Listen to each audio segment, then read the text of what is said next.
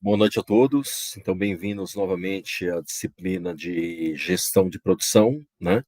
Então, conforme nós havíamos combinado, né, na próxima semana, dia 30 do 5, né, nós não teremos aula, né? E eu estou gravando aqui a revisão da prova conclusiva. Só lembrar, a prova conclusiva vai ser uma prova que vai ter 7 questões de múltipla escolha, né? Valendo cinco pontos, né? Metade da prova. E vamos ter 3 questões dissertativas, né? Que vão ser exercícios valendo os demais 5 pontos, né? Das questões aqui de múltipla escolha, né? Que nós vamos revisar durante essa noite, 7 questões irão cair na prova conclusiva, tá? As dissertativas, uma delas vai ser o gráfico de Gantt, né? E 2 delas vão ser aqueles exercícios de produtividade, ok? Tá? Então, deixa eu compartilhar minha tela para nós já iniciarmos, então, a nossa revisão de prova, tá bom? Então, vamos lá. Então, compartilhando a tela.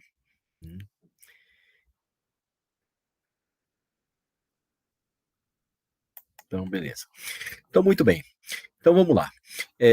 O primeiro exercício diz o seguinte: um dos desafios mais importantes para os gestores das áreas de produção é definir um modelo de sistema produtivo mais adequado aos objetivos estratégicos da organização, né? Selecionando os tipos de processos e sistemas a serem utilizados. E aí vamos lá, aqui é aquela discussão dos tipos de modelos de sistemas de produção. Aí a pergunta é: que tipo de processo e sistema de produção devem ser utilizados quando se deseja um alto volume e baixa variedade de produtos, né? Lembramos que estamos falando aí de produtos altamente padronizados, né? De baixo custo e, obviamente, eu preciso ter ele a maior parte do tempo operando na minha linha, né? Então, o modelo de produção mais adequado a isso é a alternativa C, processo contínuo, produção em massa, ok? Onde eu tenho produto padronizado, né? Praticamente não sai da linha na linha de produção, porque ele tem, obviamente, volume para produzir, né? E pelo fato dele estar na linha praticamente de forma exclusiva, né? É que traz a questão da baixa variedade de produtos, ok? O segundo exercício também ele vai por essa linha de produto padronizado versus produto customizado, tá?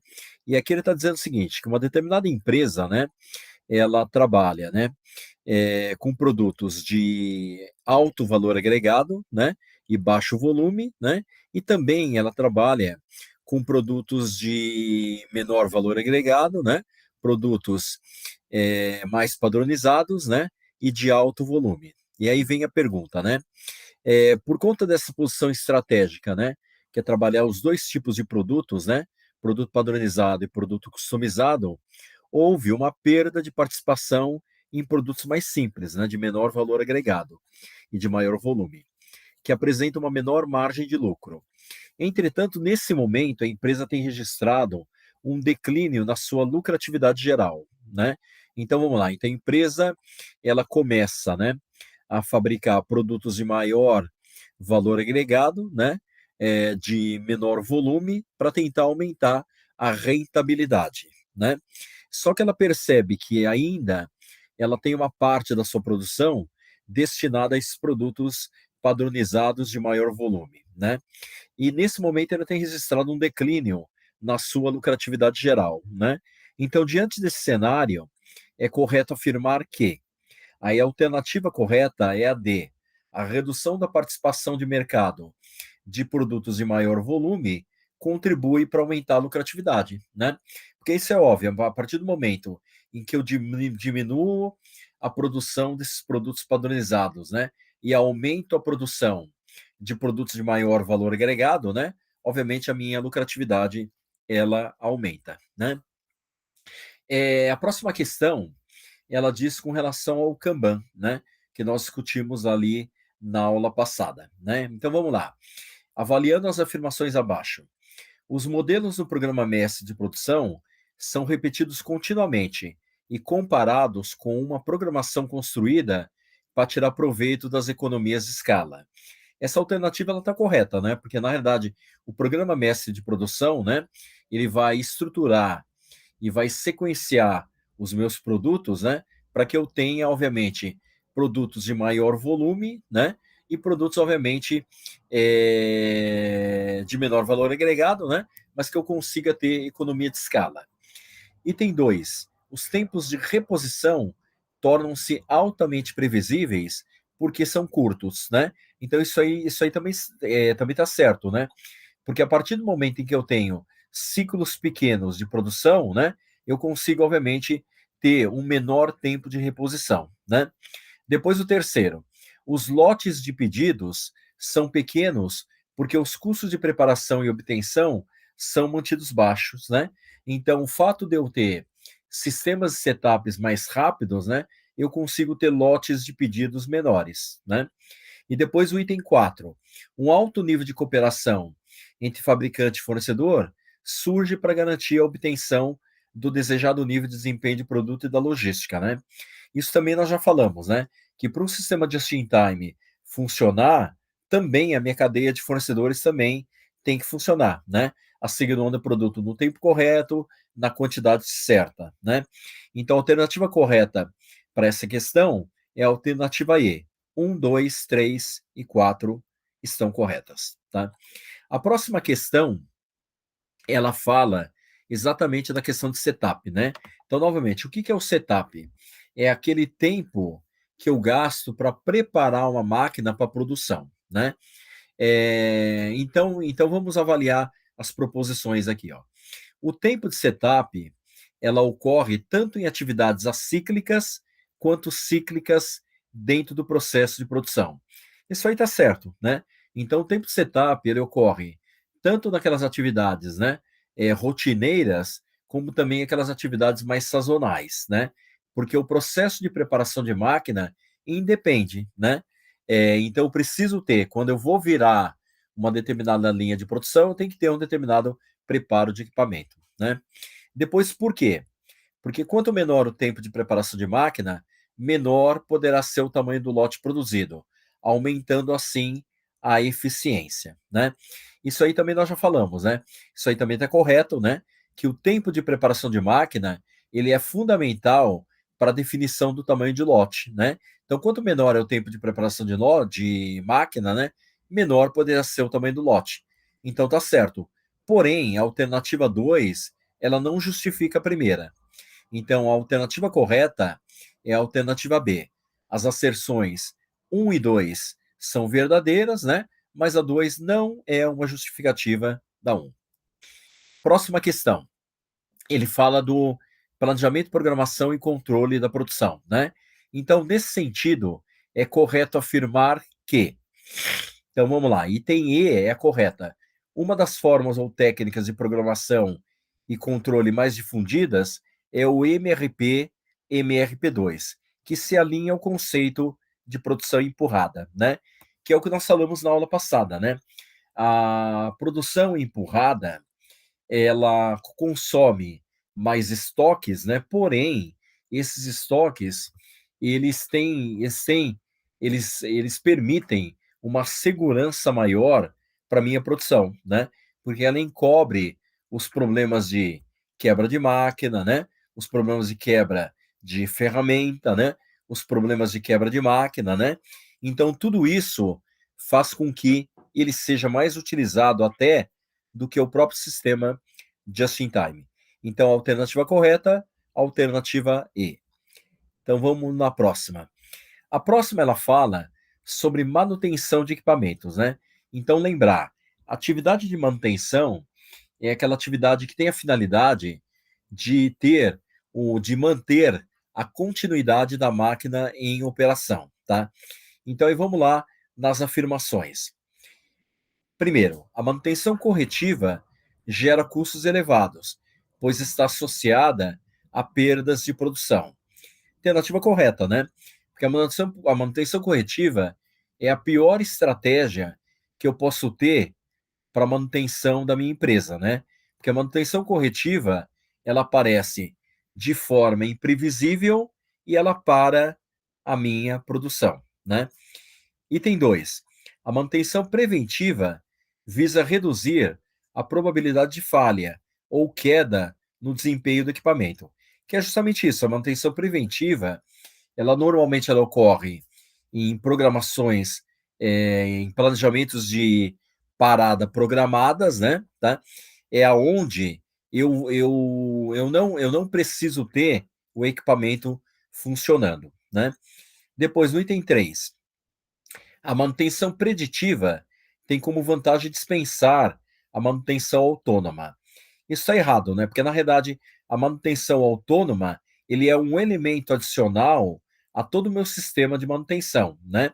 Então, apesar de eu ter um sistema de manutenção preditiva, isso não elimina aquelas pequenas manutenções de máquinas, né? Como, por exemplo, lubrificação e verificação de nível de óleo, né? Para poder, obviamente, ter uma maior continuidade, uma maior vida útil do meu equipamento. Então também o item 3 ele está errado, né? O item 4, manutenção detectiva procura detectar falhas ocultas, né? Então aí no item D, esse item D, né? Esse item 4 ele está certo, né? Então na realidade, né? Então vamos lá, né? De novo, né? Então, o item D, ele está correto, né? 1, 2 e 4 são as alternativas corretas, né? Então, vamos lá para a próxima questão. Ela fala exatamente sobre o sistema de produção enxuta, né? Que é o tal do just-in-time. Então, vamos lá nas asserções. Item 1. O arranjo físico no sistema de produção enxuta, né? No just-in-time, deve permitir baixo fluxo contínuo, pois nele as peças devem fluir continuamente entre as estações de trabalho. Essa afirmação ela está errada, né? Porque o erro nessa afirmativa é que ele permite um alto fluxo contínuo, né? E não um baixo fluxo contínuo, né? Depois, por quê? Para atender às sazonalidades de demanda, o arranjo físico do sistema de produção enxuta deve ter alta flexibilidade, possibilitando alterar de forma rápida e eficiente o mix e o volume de produção. Essa afirmativa está certa, né? Porque a flexibilidade, né, é uma das grandes atribuições do sistema just-in-time. Então, a segunda a afirmativa está correta e a primeira ela está errada. Então, a alternativa correta, alternativa D. Asserção 1 é uma proposição falsa e a 2 é uma proposição verdadeira, tá? Então, vamos lá. Depois, atualmente são três os principais sistemas de planejamento e controle da produção: Just-in-Time, MRP2 e o OPT, que é a teoria das restrições. Então vamos lá nas afirmações. O Just-in-Time utiliza o sistema puxado de produção, ao qual os materiais são movidos quando a próxima estação de trabalho os solicita, reduzindo assim o nível de estoque de material em processo. É justamente o conceito do sistema just-in-time. Então, o sistema de produção just-in-time, né, ele não empurra a produção, ele espera, né, que uma etapa predecessora, né, ela puxe material da etapa anterior, né? Então, e o segundo, o MRP é um sistema no qual os planos de longo prazo de produção são sucessivamente detalhados até se chegar ao nível do planejamento de componentes e máquinas específicas, né? Então, esse item ele também está correto, né? Porque o MRP é o planejamento dos recursos de manufatura, né? Então, ele pega tudo aquilo que eu preciso para produzir, né? E eu vou chegar no que eu preciso em termos de componentes e máquinas específicas para poder operar aquele planejamento de produção, né? Então, tá certo. Depois, o item 3. O sistema OPT ele é baseado na teoria das restrições, desenvolvida com foco nas restrições de capacidade ou gargalos na produção. Então, isso aí também está correto. Então, é correto que se afirma em alternativa E, 1, 2 e 3 estão corretas. Tudo bem até aí, pessoal? Então vamos continuar, né? Então vamos continuar com a nossa revisão, tá?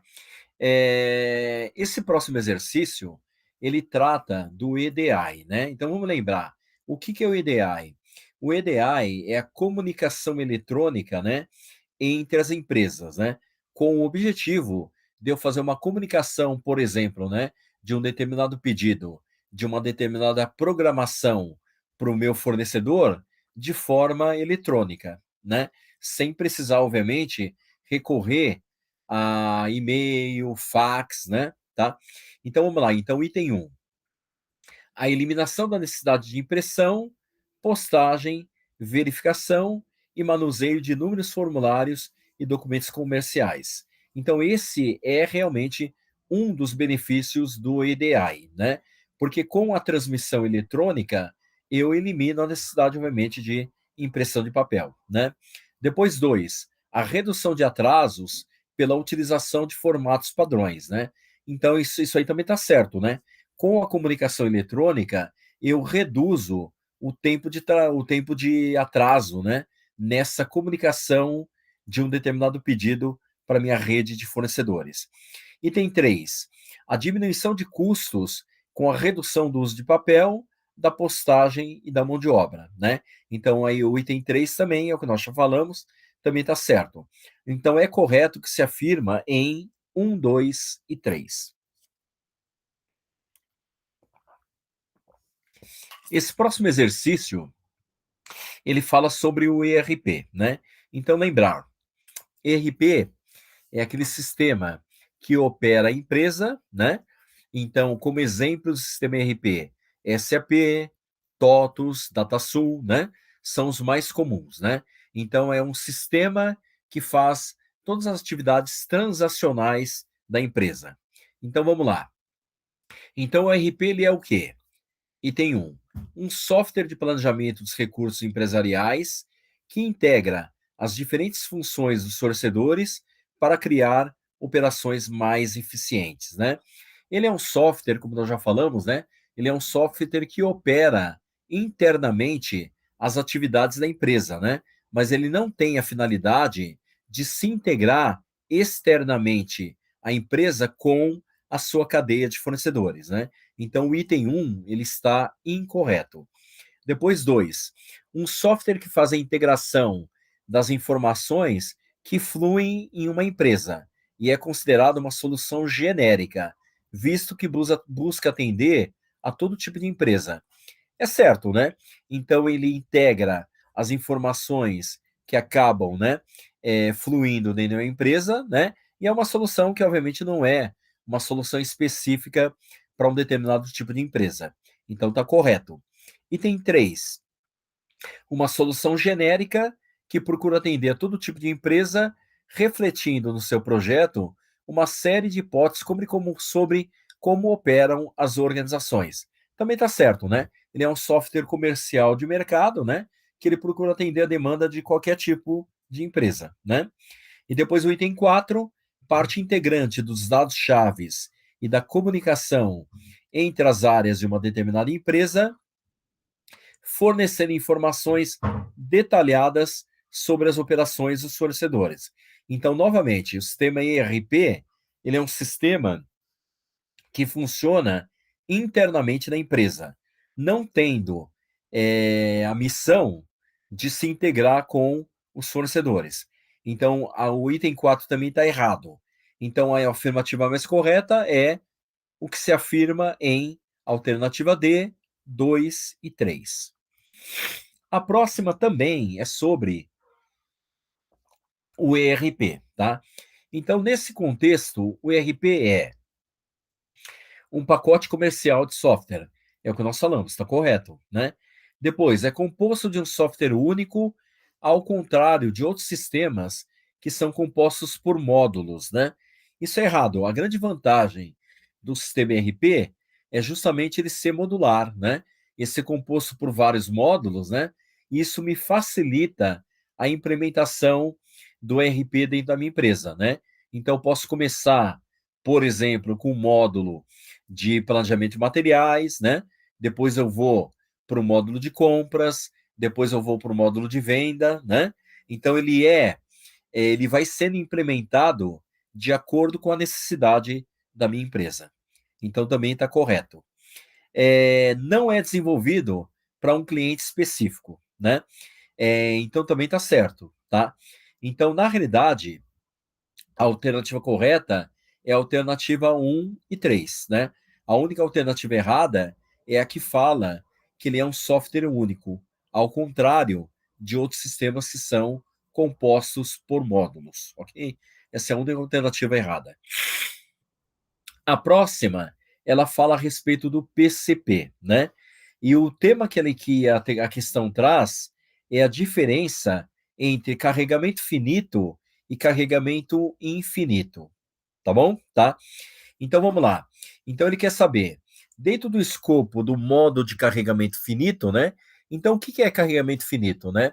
É aquele modo de colocação de programação na minha produção, né? Onde eu tenho uma determinada capacidade instalada, né? Que eu não posso, obviamente, mudar, né? Então vamos lá. Então, o item 1. Somente aloca trabalho a um centro de trabalho até um limite estabelecido. Tá certo, né? É como se fosse o gráfico de Gantt, né? Então, se eu tenho uma determinada máquina, né? Que ela precisa operar 3 dias, né? Para fabricar uma determinada peça, né? Eu não consigo alocar, né? Uma outra peça enquanto esses 3 dias não tiverem sido finalizados, né? Então, o item 1 está correto. Item 2. É relevante quando o custo da limitação da carga não é proibitivo, tá? Então, isso também ele está certo, né? Tá? Porque quando a limitação da carga, né, ela é proibitiva, aí o sistema de carregamento finito ele nem se aplica, né? Então, o exemplo que nós demos na sala de aula é um pronto-socorro, né? Então, apesar do pronto-socorro, né, ele ter lá a quantidade de tempo disponível, né, em função da quantidade de médicos que está lá, ele não pode, por exemplo, impedir alguém em uma emergência de adentrar o hospital, né? Item 3. É relevante quando é possível limitar a carga, mesmo em condições de custos proibitivos, né? Aí é exatamente o contrário, né? Então, quando eu não posso limitar a carga, né, em condições de custos proibitivos, né, aí o modelo é o carregamento infinito, não o carregamento finito, né? O item 4. Não limita a aceitação de trabalho. Ao invés disso, tenta corresponder a ele, né? Essa aí é uma característica do carregamento infinito, né? Porque o carregamento finito, ele limita a aceitação de trabalho, né? Então é correto apenas o que se afirma em 1 e 2. Então item A, 1 e 2. A próxima questão é novamente a respeito do ERP, tá? Então, esse sistema transacional, né? Então, nesse caso, ele fala que o sistema ERP ele controla os estoques, né? Então, tudo aquilo que eu tenho de material, né, estocado na minha empresa, o meu ERP ele controla. Aí ele dá um problema que uma determinada empresa tem, né? Então, o gerente de uma determinada empresa verificou que as informações do estoque no sistema ERP tinha um alto grau de inconsistência com o estoque físico, né? E aí a pergunta é qual tecnologia deve ser implementada para melhorar a confiabilidade dessas informações, tá? Isso aí é um problema que muitas empresas têm, né? Que é o problema que a gente chama de acuracidade de estoque, né? Então eu vou lá ver quanto que eu tenho de estoque no meu sistema, né? Ele dá um determinado número, né? E aí eu vou lá na minha prateleira, né? E o número é diferente, tá? Então, que tecnologia deve ser implementada? A melhor é a tecnologia EAN de código de barras, né? Porque toda a movimentação de material na minha empresa, ele vai ser através de bipagem, né? E esse sistema de bipagem, né, ele evita que eu tenha, obviamente, problemas de acuracidade, problemas de divergência, né, entre o sistema físico e o sistema eletrônico, tá? Então, a alternativa correta Alternativa E, código de barras. Essa outra questão, ela está relacionada à tabela, tá? Então ela faz uma comparação entre uma fábrica da GM e uma fábrica da Toyota, né? Então, em termos de horas de montagem, ó, vocês percebem, né, que a fábrica da GM produz um carro a cada 40,7 horas, né? E o da Toyota a cada 18 horas. Defeitos de montagem a cada 100 carros, né? Na GM 130 e na Toyota 45. Espaço necessário para montagem por carro em metros quadrados, né? Na GM 0,75 e na Toyota 0,45, né? E o estoque de peças em média, né? A GM ela acumula 2 semanas de peças em estoque e a Toyota 2 horas de peças em estoque, tá? E aí a pergunta é: quais as características do sistema de produção utilizados nas empresas GM e Toyota, tá? Para essa é necessário a gente olhar todas as alternativas, tudo bem? Tá? Então, alternativa A programação puxada usada pela GM faz com que ela trabalhe com um estoque médio maior que o da Toyota, tá? Que o estoque médio é maior que a Toyota, tá certo, tá? Porém, o modelo de programação da GM é a programação empurrada, tá? Item B. A programação empurrada usada pela Toyota reduz os custos fixos da operação. Isso aí, a Toyota, ela trabalha no sistema just in time, né? Então, o modelo da produção, da programação dela é a programação puxada, né? Depois, vamos pular o item C. Item D.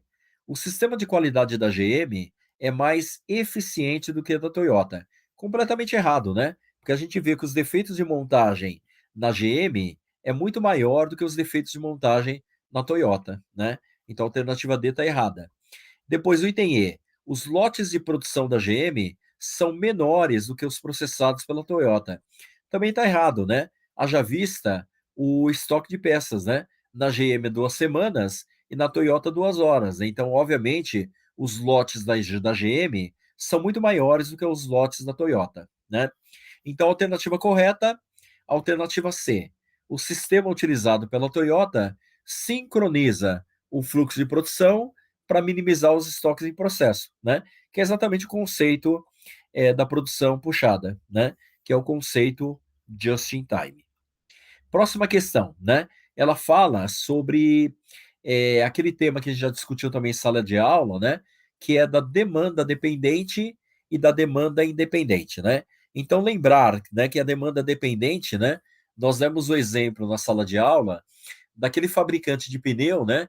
Que fornece pneus para a indústria automobilística, né? E daquele fabricante de pneus que fornece pneus para a rede de varejo, para uma De Pascoal, né? Aquela empresa de pneus, né? Quando ela fornece pneus para a indústria de automóveis, né? Ela está com uma demanda dependente, né? Tá? Então ela sabe exatamente qual é a quantidade de pneus que ela tem que entregar para a montadora de veículos, né? Baseado, obviamente, na previsão de fabricação de veículos, tá? Então vamos lá. Então, item 1. A previsão de necessidades por intermédio da demanda dependente resulta em previsões perfeitas. É exatamente esse exemplo, né? Então, a fábrica de pneus, né? Ela recebe uma programação da montadora, né? Que ela vai fabricar 1.000 carros naquele dia, né?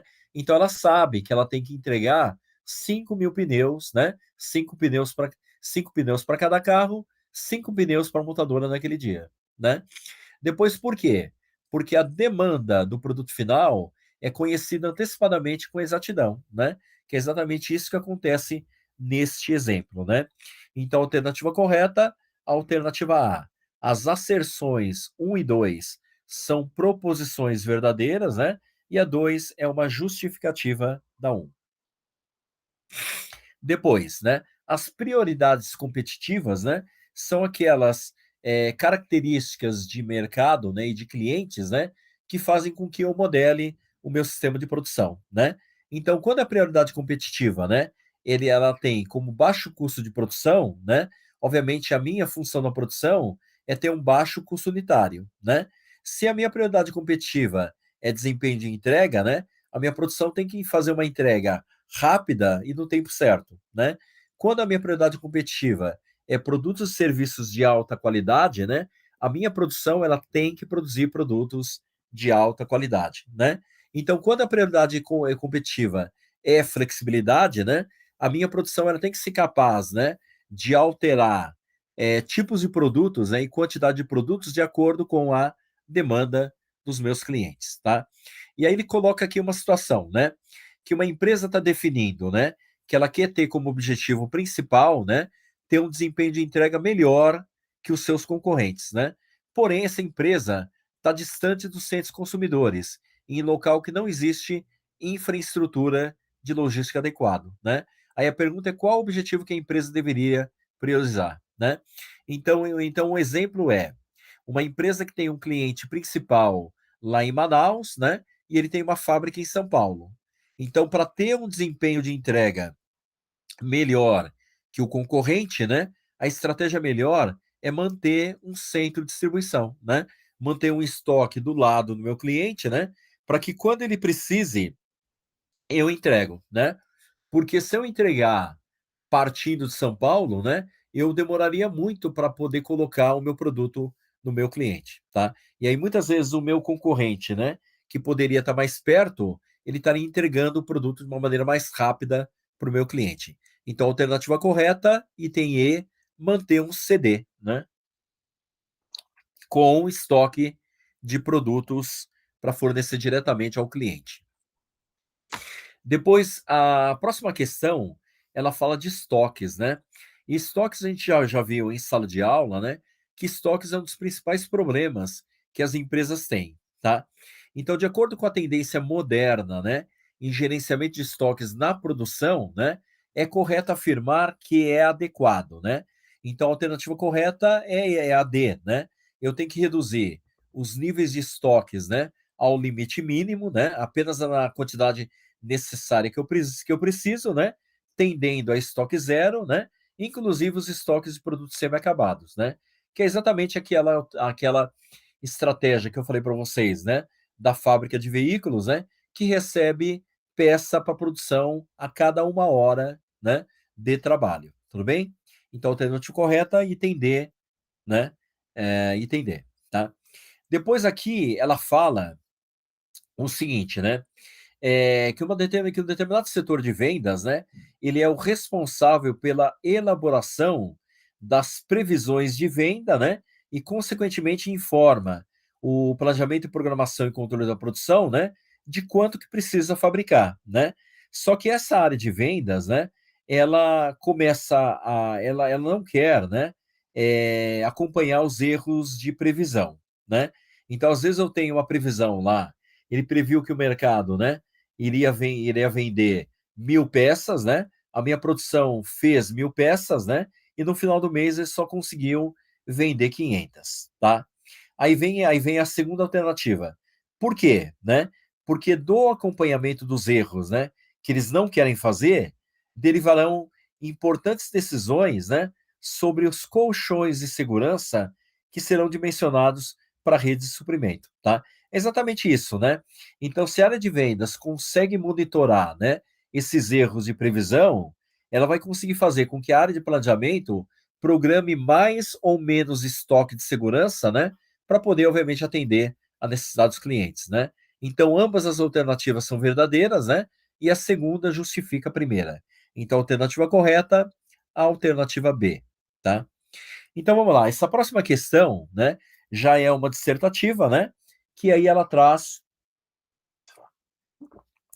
para nós elaborarmos o gráfico de Gantt, tá? Então, lembrar que o gráfico de Gantt, tá? Ele é um gráfico onde eu vou colocar na linha do tempo, né? Tá? As minhas atividades máquina a máquina, né? Tá? Então, vamos lá. Eu tenho uma determinada atividade A, né? Que não depende de nada e demora 2 dias, tá? Então, eu posso começar no dia 1, né? E ele vai até o dia 2.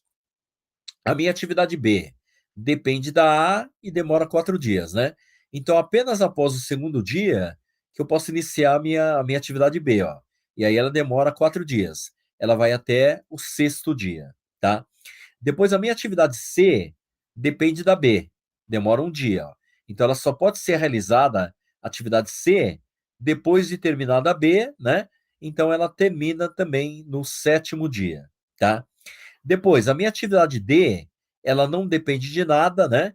E demora 5 dias, né? Então a minha atividade D, ela pode começar no dia 1, ó, tá? E vai até o 5º dia, né? Porque ela não depende de nada. Depois, a minha atividade E, ó, depende da atividade C e D, tá? Como a atividade C, ela termina no 7º dia, e a atividade D, né?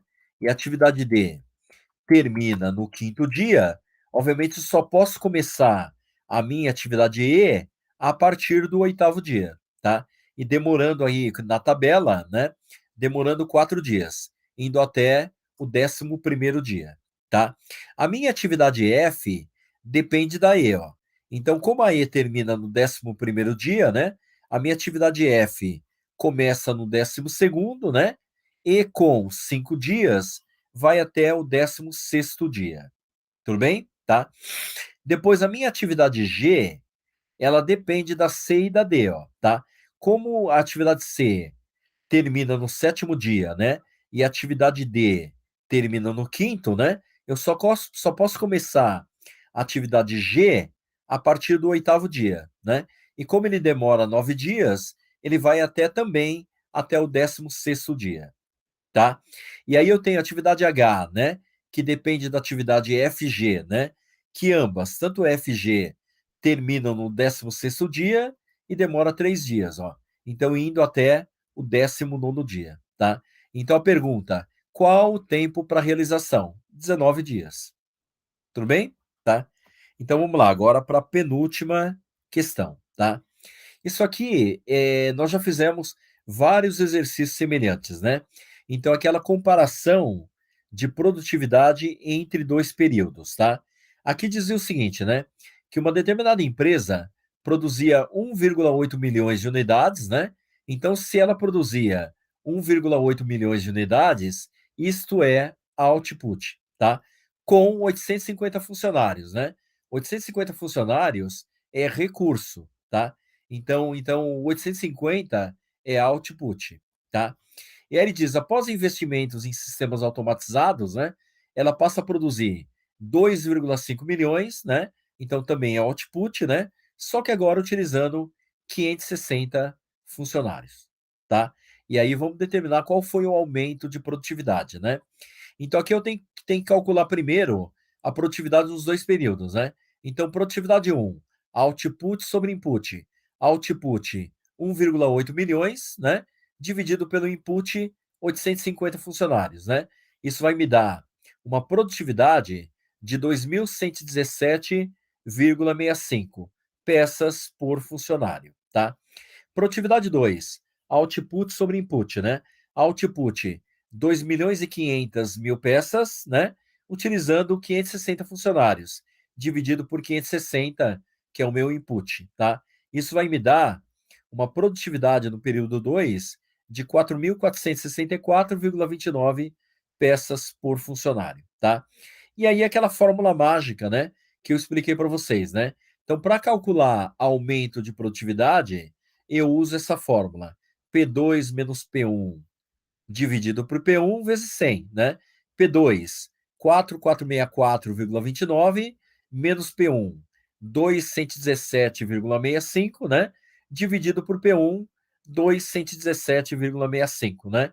Isso vai me dar um aumento de produtividade, né?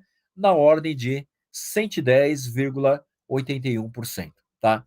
Então, isso significa que a minha produtividade, né? Ela mais que dobrou, né? É isso que significa os meus 110% de aumento, tá? E aí a última questão, né? Que é uma questão também que a gente já fez muito similar, né? Em sala de aula, né? Aqui está dizendo o seguinte, que uma determinada empresa utilizava 100 toneladas de matéria-prima para fabricar 75 mil litros de shampoo, né? Então, 75 mil litros de shampoo é o meu input, né? E 100 toneladas de matéria-prima é o meu 75 mil litros de produto, né? É o meu output, né? E 100 toneladas de matéria-prima é o meu input, tá? E aí depois eu fiz uma redução nas perdas, né? Então, ao invés de 100, agora eu preciso de 85 toneladas de matéria-prima para produzir os mesmos 75 mil litros de produto, tá? Então, mais uma vez, o que eu tenho que fazer? Calcular a produtividade nos dois períodos, né? Então, produtividade no período um, output dividido pelo input. Output, 75 mil litros de produto, dividido pelo input, 100 mil quilos de matéria-prima, né? Dividindo 75 mil por 100 mil, eu tenho que a produtividade no período um é 0,75, tá? Litros por cada quilo de produto. Depois a produtividade no período 2, ó, é output dividido por input, né? Output, 75 mil litros de shampoo, né? Só que agora utilizando 85 mil quilos de produto, né? Então, dividindo 75 mil por 85 mil, eu tenho 0,88 litros por quilo, tá? E aí, novamente, eu entro na fórmula mágica, né? P2 menos P1 dividido por P1 vezes 100, né? P2, 0,88 menos P1, 0,75, dividido por P1, 0,75 vezes 100, isso vai me dar um aumento de produtividade de 17,33%, tá? Então, a revisão de prova, pessoal, era isso, tá bom? Tá? Então, dessas questões, né, que nós mostramos, né, para vocês, né, das questões de múltipla escolha, 7 caem, né, exatamente igual na prova conclusiva, tá? E a dissertativa cai em exercícios muito similares a esse, né, e também aos que a gente deu em sala de aula. Tudo bem? Tá? Então, novamente, obrigado a todos, né? Tenham uma boa sorte, né? E nós nos vemos, então, no dia 6 de junho, né? Em sala de aula para a prova conclusiva, tá bom? Tá? Então, obrigado e nos vemos até lá. Boa noite. Até logo.